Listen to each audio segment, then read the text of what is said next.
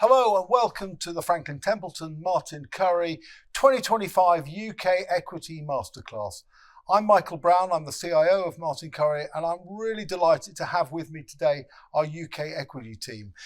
On my right, we have Joe Rands, our portfolio manager in the large cap space. Sitting next to her is Richard Bullis, who is our mid cap guru and has been with us for 25 years, the whole of this millennium. And on his right is Dan Green, our small cap portfolio manager. Let me just set the scene a little bit, if I can, in terms of that sort of global situation where we are. We've seen a real change in terms of the tone of markets over the last couple of months.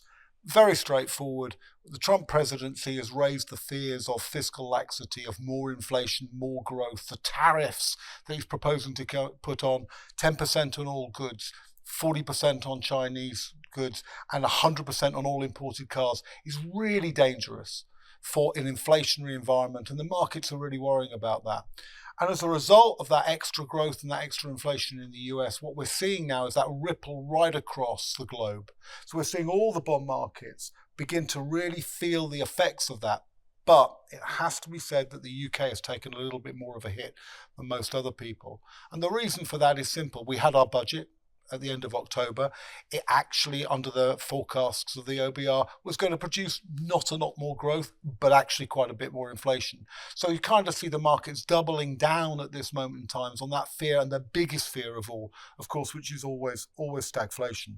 So in a world where the US is setting an interest rate which may well be wrong for the climate elsewhere, and in a world where there's that fear of stagflation that we've seen over the last couple of months, where do we think the UK will go? How do we think this is going to work through, in particular on a European as well as a UK phase?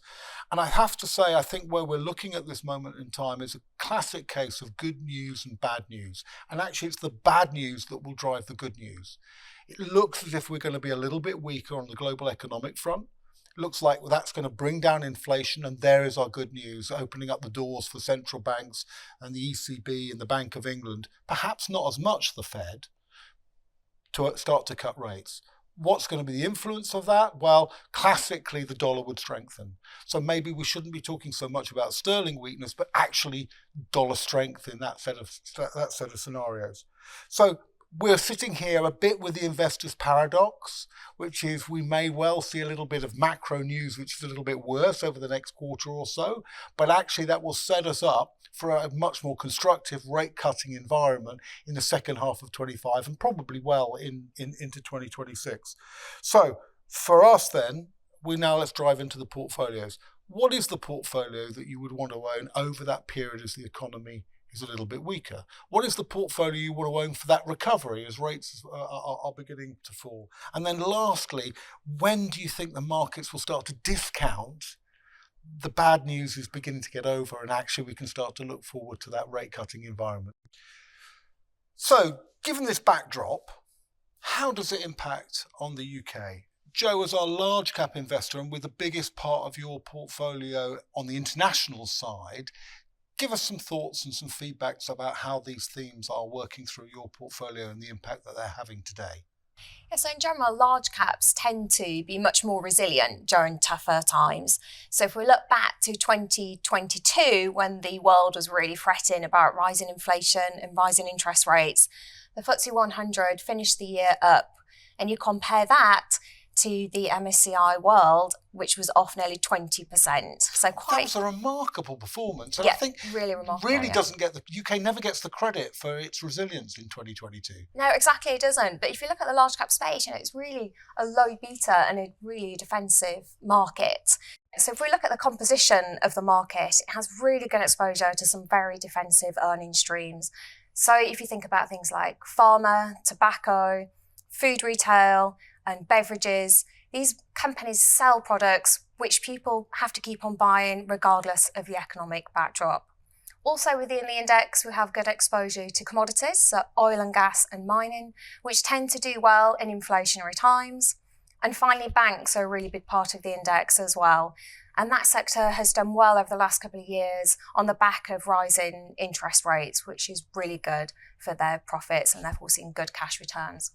And then finally, just going back to your point in terms of the currency movements, If you look at the revenue exposure to the FTSE 100, you've got about 80% of revenues coming from overseas. So actually a stronger dollar and a weaker sterling is actually quite positive for a lot of these businesses. So it's easy to see why the large cap space tends to hold up in tougher times. So we've got all these building blocks in the large cap space of a modern economy. You're going from miners to metals to technology to telecoms to banks.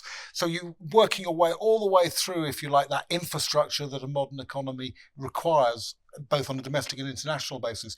Richard, you're much more UK PLC. How do these thematics, how do the questions of inflation and rates and the global situation affect you?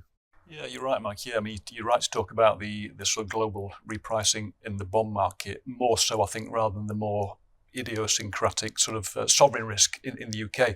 But of course, that has come at a time where there is clear evidence of the UK economy starting to slow down, and this really started in the the second half of last year. First half of 2024, we saw really good momentum, GDP momentum, actually greater than expectations for many out there.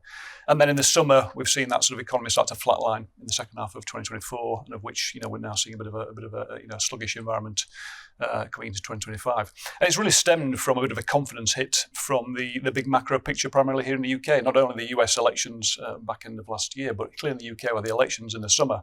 And then a delayed, really, announcement then from the budget. And the budget has been a big catalyst, I think, for a real hit to confidence for business and, of course, consumer.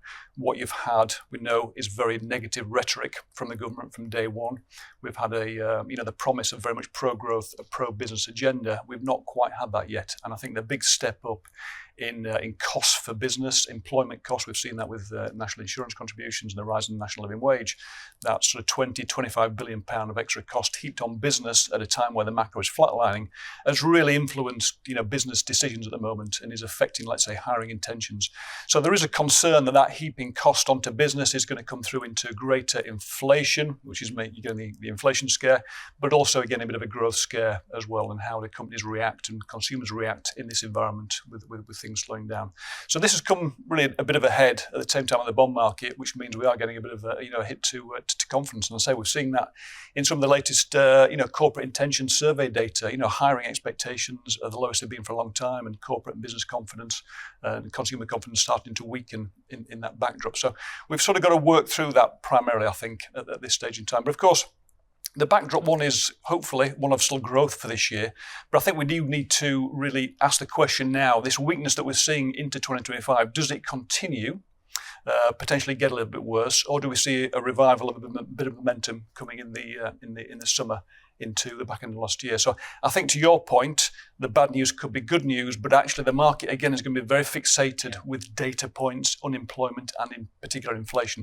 And of course, to your earlier question, this has really caused the volatility to hit those domestic names. So it has been the FTSE 250 that has been very much in the firing line, the domestic exposed companies in the FTSE 250, so house builders, consumer retail, where investors are assuming this slowdown is going to hurt earnings and profitability in the short term primarily. So I think we need to work through this period. But yes, as you say, hopefully once we get through a resumption of growth in the summer, inflation under control, then maybe the data points point to a path where the Bank of England can point maybe towards more the ECB as opposed to the Fed, and that will be good news, stimulus, we think, for some of the more domestic cyclicals in the FTSE 250. So what's really interesting there, Richard, is you're already seeing that bad news, that corporate action, that corporate reaction happen right now, which we're not quite seeing in the economic statistics, but at the corporate level, you're already beginning to see people plan and effect that through, which, should we take that as optimistic or pessimistic in terms of the next couple of quarters? So Dan, listening to what Richard's saying there and thinking about that,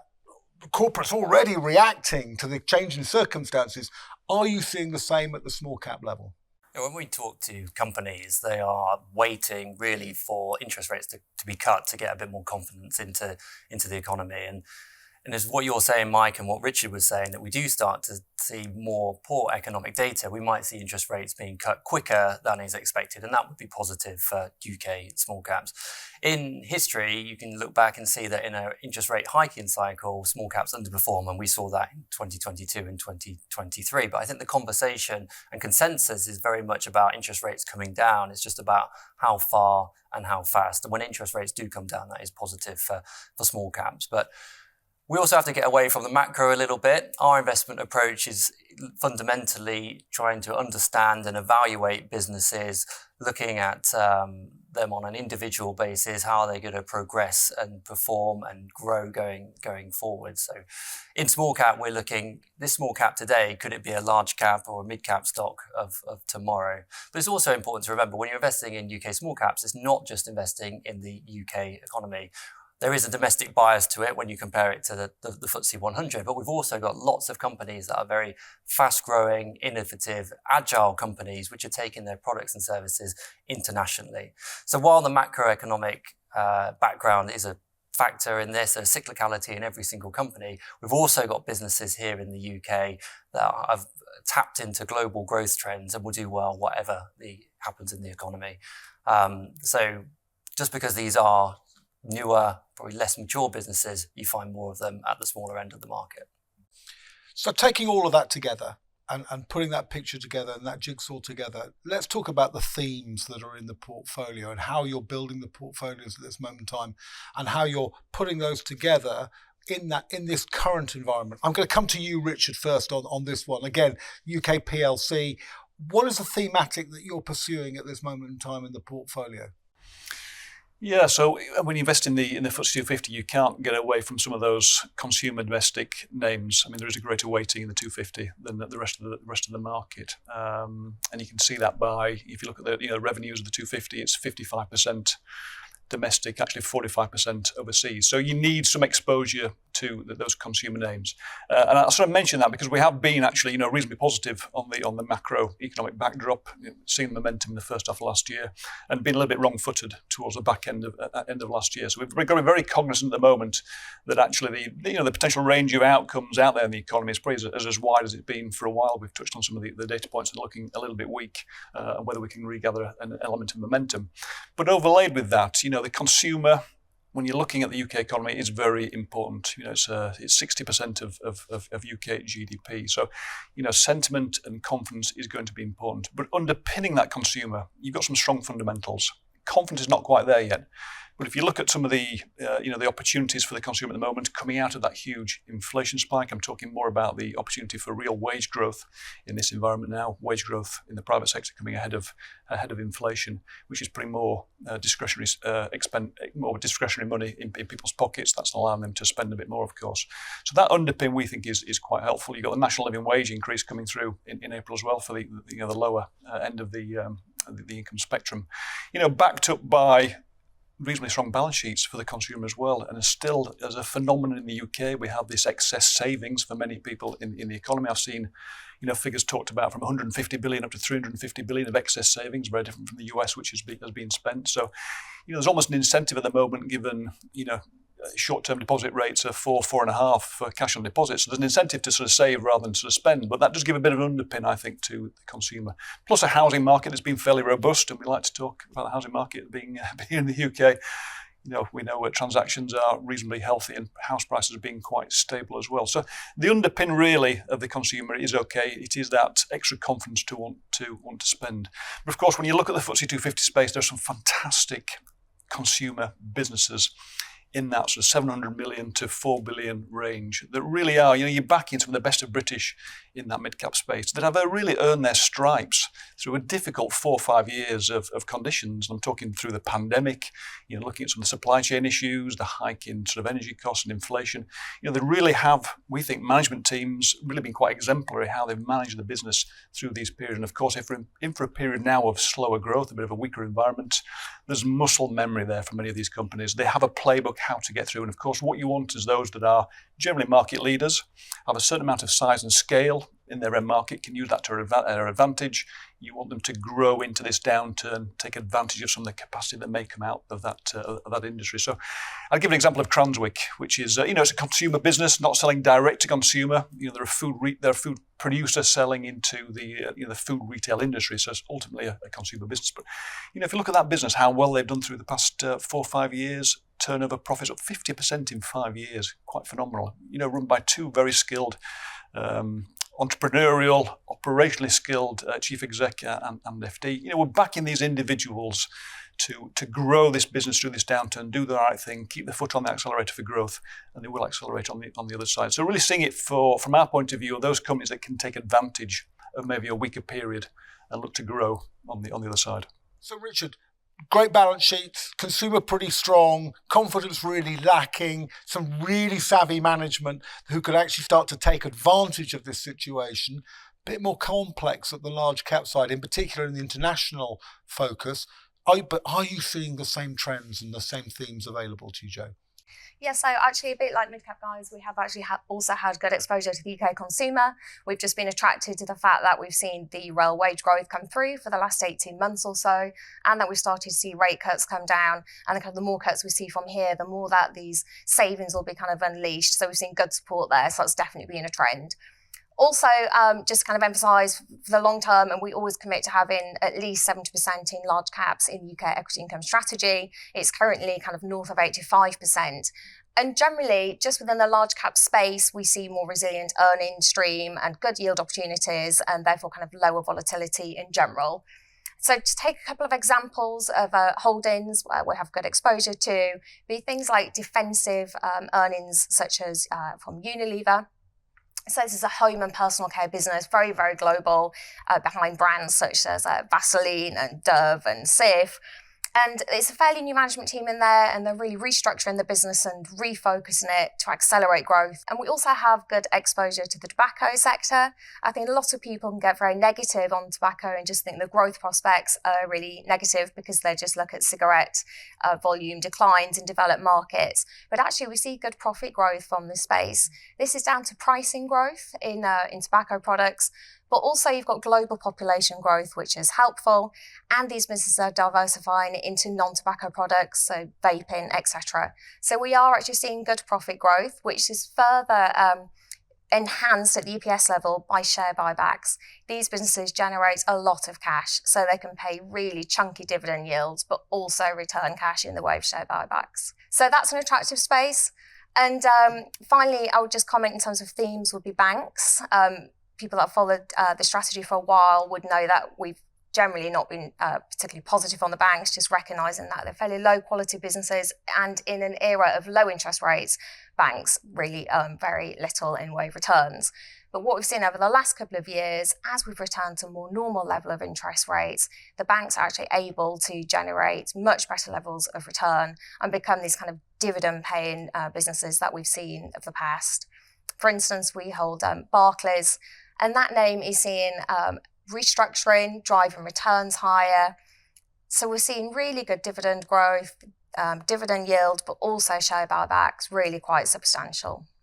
So from that picture of excess cash coming back to us as the investors in the large cap space, Dan, how are you seeing the themes and how are you developing the themes for the small cap space? So in the small cap strategy, we're looking at companies of $1 billion market cap and below. And if you look back over the long term of returns for UK assets, the greatest returns have come from the bottom 2% of companies by market cap. That's about 400 million and below today. The median market cap of the strategy is 350 million. So we're very much participating in the area that's given you the greatest returns. We invest across the main markets, so the bottom end of the FTSE 250 and the FTSE small cap, but also on the AIM market. Investors have run away from that area of the market because they've gone away from growth businesses, they're looking for liquidity, also the tax incentives in terms of inheritance tax relief from holding AIM shares. It's not as attractive as it was post the budget in October, but we still think there's excellent companies, very high quality businesses there listed on AIM, so we'll continue to invest there. We've also got exposure to structural growth themes, and we've identified some of those within the strategy as well. So you get exposure to digital economy, decarbonisation, also intellectual property and content. And just to give an example of that last theme, we invest in Bloomsbury Publishing. This is a business which listed in 1994. 1 year later, they signed an unknown author called J.K. Rowling. Harry Potter books came out in 1997. And what Bloomsbury have done is they've taken the success of the Harry Potter books and the money that's generated and invested in a wide range of new authors, but also through acquisition gone into academic and professional publishing as well. So it's got a real deep, rich content of backlist titles in the company. It's digitizing a lot of that content at the moment and selling those subscriptions to academic institutions, but also the way we consume content has changed, and Bloomsbury are at the forefront of that by selling more ebooks and also audiobooks. Company's done particularly well over the past few years, beaten earnings expectations because they look like they've repeated the feat again in signing an unknown author who's become a global bestseller. So Sarah J. Maas has released 16 books with Bloomsbury. She signed up for another 7. She writes in the romance and fantasy genre in fiction. It's the biggest selling genre at the moment, and she is the biggest selling author in 2024. Globally, and Spotify had her as the most listened to author for their audiobooks in 2024. And we think her popularity is just increasing at the moment. So their backlist of titles, the content, the intellectual property they've got, we think is really, really valuable, and we think it's enduring as well. We're also seeing that the thirst of AI companies that they need to train their large language models, they're starting to pay quite large sums of money to publishers to get access to content, and Bloomsbury are looking into that at the moment. So on the face of it, a small UK publisher, but actually you've got the themes of digitization, AI, tapping into consumer trends, but also international. 75% of their revenues are overseas, mainly in North America. And these are themes that we see throughout investing in small caps in the UK. You get exposure to fintech, to software, decarbonisation, but also the global growth, the structural growth in defence spending as well. These companies are here in the UK, and they're generally at quite a large discount to their international peers. You don't need to go to international markets. You don't need to go to the US to get exposure to these companies. They are here listed in the UK, and generally they're on a much lower valuation. What's really interesting, listening to the three of you, is actually it's management. It's this management savvy that's coming from you, Dan, from you, Richard, from you, Joe, being able to take those cash flows and reinvest it and move the business in the most effective way. But as Dan, as you say, the UK has suffered for several years now of poor valuations relative to the rest of the world. So we know that the UK is really cheap in international terms when we put the comparisons on the table. And we know it's been there for really quite a long time, dare I say it, since 2016. And we know that the US is an astonishing machine in terms of global GDP versus its market capitalization. It's 2/3 of the world's market cap, but it's only 25% of the world's GDP. What could be the catalyst? What could be the driver for changing that valuation disparity between the UK and the rest of the world? And how important do you think that will be in 2025? Richard? You're right to point out, Mike, the sort of the long-term undervaluation of the UK market. And as UK investors, it's something we've been banging the table about for an awful long time. The opportunities we find at the stock level, from blue chip, mid cap, right down to small cap. So there is a degree of patience required, I think, in terms of investing in the UK market at the moment. But of course, this undervaluation that we see does persist across the UK, even more so, I think, in the mid-cap space at the moment and small cap, given the weakness that we've seen, given the bond volatility that has found its way down to the more domestic areas of the market.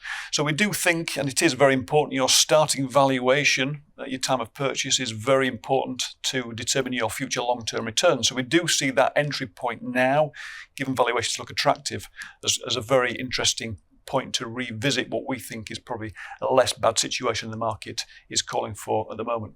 Do you have any historical comparisons as to how cheap the UK is at this moment in time relative to history? Yeah, I mean, Joel touched on the opportunity maybe for the large cap versus international, but certainly as we move down into the mid cap space, I mean, the mid cap index now, if you look at a 12-month forward PE for 2025, is trading on circa 11 times forward multiple. That's versus 14 times historic, so circa 20% discount just to its long-term average. We're also seeing that backed up by really quite strong yields, and the mid cap index is not really seen as a yield index, but we're getting sort of high threes, nearly 4% on average yields for the FTSE 250. Again, very similar, almost at parity with the FTSE 100, which is unusual. The mid-cap index usually trades at a premium to the wider market, given that extra growth potential, and the dividend yield historically lower than the FTSE 100, given that sort of growth potential. And that dividend yield must be a reflection of the stronger cash flows that are in those businesses at this particular moment in time. It can't be paid any other way. It is. We're seeing that again across the market. You know, businesses generally have low leverage, sort of excess capital that's coming through for buybacks. But absolutely, also we're seeing that with strong dividend yields and yields that are growing as well. But we're also seeing that bit of a pickup in corporate confidence as well. And you mentioned before about catalysts for the undervaluation. You know, a big catalyst, we're in the midst of that at the moment, and that is M&A. Other source of capital taking advantages from fantastic British listed businesses that are trading on undemanding valuations. And 2024 was quite a big year for M&A activity. Actually, if I look within the FTSE 250, 75% of all value of deals in 2024 was actually focused in the FTSE 250.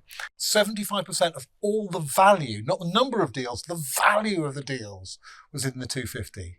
11% of the index got taken over last year. Historically, you normally see 5 or 6% that is taken out. It's a bit of a sweet spot for M&A, given the size and scale, and easily digestible by medium-sized companies. So 11% got taken over last year. The M&A we saw in the mid 250 index last year was the highest for 18 years. Can you believe it? That is an astonishing vote of confidence from other corporates in UK corporate. It is, and that's an interesting point, because actually, if you look at the number of deals last year, who were the buyers? 2/3 were corporate buyers. Yeah. If you go back to 2023, the majority of buyers actually were financial buyers, private equity. Last year, we saw a real increase in corporate confidence looking towards the UK and seeing that undervaluation. So corporate buyers were 2/3 of the activity. And actually, interestingly, again, about 55% of the transactions were for overseas buyers. So again, using, as we're seeing at the moment, an element of dollar strength, sterling weakness, using the currency to their advantage. So we do see that, again, as a catalyst, and would expect that M&A activity surely to persist into 2025. And actually, it's also just worth highlighting, we actually saw deals in the FTSE 100, which really is quite rare. And I think that really highlights the valuation opportunity. 2024, we saw 2 bids for FTSE 100 businesses. And that really does highlight just how cheap things have gotten. I mean, as I say, it's a remarkable vote of confidence into the quality of the managements and the businesses that are sitting there. Dan, are you seeing the same thing in the small cap area, or is it a little bit more rifle shot? No, absolutely. The amount of M&A activity, we've been describing it in some of the literature we put out, saying it's a feeding frenzy at the moment at the small cap end of the market. And that trend towards the end of 23 continued into 24, and we think it will continue into 25. And it gives credibility to the argument, or what we've been saying for a number of years, that valuations are at a very low level compared to historical levels, but also international peers. And is that right across the board in the small cap area, or is it thematically driven? Are you seeing more in AIM than you are in outside of AIM? What's the balance? Well, we keep talking about how the UK is good value, but as you move down the market cap spectrum, it gets even better value. And Richard referenced the valuation for the FTSE 250. In the FTSE small cap, it's trading at an even larger discount to that historical average, probably on about just over 10 times, when again, the long run average is about 14 times forward PE. Also on AIM, and we spoke about AIM earlier, that is an area of the market that we do find really, really good opportunities. Because some of the tax changes that came in the October budget, making it less attractive to invest in AIM companies if you're holding it for inheritance tax reasons, we've seen a continued sell-off of AIM companies. So when you look at AIM in 2024, the companies between 50 to 250 million market cap, over a third of them lost 30% of their value last year. And we think many of these companies are going to be vulnerable because of the low valuation, maybe because of the liquidity as well, and investors wanting an exit, to be acquired by other businesses. And this is supported by a recent report by Peel Hunt, who spoke about and focused on that part of the AIM market, saying they were going to expect a lot of activity of that in 2025. And we completely agree with that. So it's a real opportunity set here, but we wouldn't go investing in stocks because we thought they were going to get taken over, would we? We would surely start with the fundamentals first. Yeah, we always start with the fundamentals, but because we're investing in such quality businesses, these are great assets that are now trading at quite a low valuation and are very attractive to either a corporate buyer, whether that be overseas or domestic, and private equity as well. And at the moment in the small cap strategy, we have lounges in the hospitality sector, which has received bid from private equity. That bid's just been raised a bit recently as well this year. So corporates or private equity, the message now from investors is that you're not allowed to take these companies off the UK market on the cheap. We are going to defend it as shareholders. We're going to ask for more. We don't want to lose these great assets from the UK economy from the market on the cheap. And so you're seeing the opportunity to offer more stewardship for your companies that are in the portfolio at this point in time, if they are affected by a bid or if somebody does come in to bid for them. Oh yeah, we are very much in a two-way dialogue when these happen. We speak to the board of directors, we speak to management when there is a bid, give our view on it, and ultimately, as shareholders, we've got a vote to say whether or not we agree with it. But when we speak to companies, and we do in the small and mid-cap team over 350 management meetings last year, a lot of them feel very, very vulnerable at the moment because of their low valuations. Vulnerable that they're going to get taken out before reaching their full potential. And for us, while you get the short-term boost in terms of performance and from a bid, you also probably lose out on some of the long-term value creation that these businesses can have as well. And that's why even at the small cap end, we're seeing a record amount of share buybacks by companies at the moment as they look to defend themselves, but also they've got excess capital and they're just seeing themselves as the best investment or best way to allocate capital in themselves at the moment. And that's the thing, it all comes back to the fundamentals of the business. If they're producing good, strong cash flows and they're investing everything they want back in the business, what do they do with the excess? And that's clearly the key here at this moment in time, exhibiting once again the strength of the UK opportunity that we have in that particular area. And Mike, I think it just shows the time frame that many corporates are taking actually through these acquisitions. Of course, the market we know has become increasingly short term and moving very much on sort of data prints and economic sort of prints. Corporates, the corporate buyer, the private equity buyer also are taking a more of a long-term, medium-term view. Absolutely. So the market is short-term. I think corporate buyers finding the opportunity to buy, hopefully, future sort of cash flow, the opportunity for synergies and sort of growth to consume them into their own business, but very much looking beyond maybe some of the short-term headwinds that we see in the market, but using that source of capital to take advantage of that undervaluation. Yeah, and I think that time differential is so important, isn't it, Richard, in terms of having that longer view and being able to see the real opportunity and the real potential of those businesses.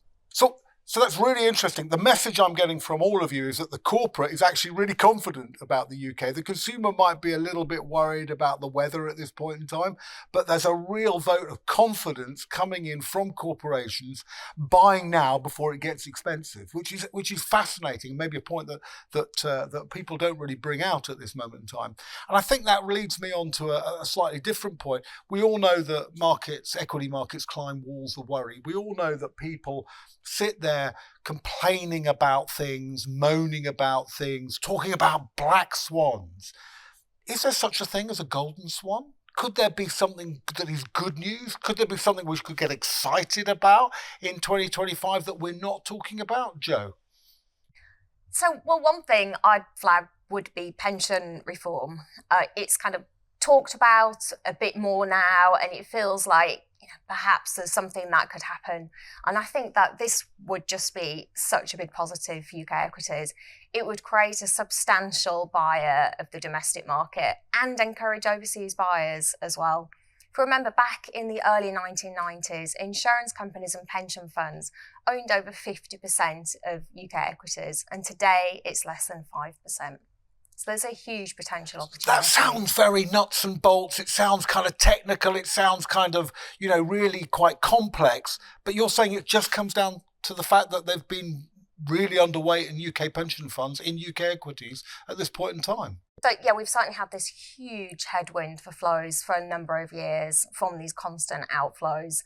And I suppose the positive thing is now we've got such small weightings in UK equities amongst these huge pension funds and insurance companies, has that major headwind kind of now abated or coming towards the end? And were we to get a turn and actually see some sort of inflow, that would just really kind of trigger some kind of re-rating of the market. Yeah, I think the number was something like 42 months of consecutive outflows from UK funds, which is off the scale in terms of a historical comparison.